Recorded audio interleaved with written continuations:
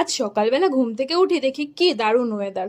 বেশ মেঘলা মেঘলা ওয়েদার, আর কোনো রোদ্দুরও নেই।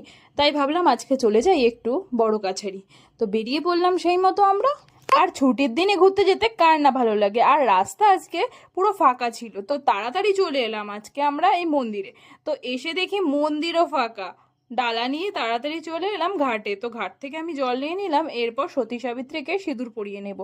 সিঁদুর পরিয়ে চলে যাব মন্দিরে। কিছুদিন আগে বড় কাছারিতে বিশালভাবে আগুন ধরে গেছিল, তো সেই কারণে অনেক দোকানপাট বন্ধ ছিল। কিছু কিছু দোকান তৈরি হয়ে গেছিল, কিছু কিছু দোকান তৈরি হচ্ছিল, গৃহপ্রবেশ ছিল।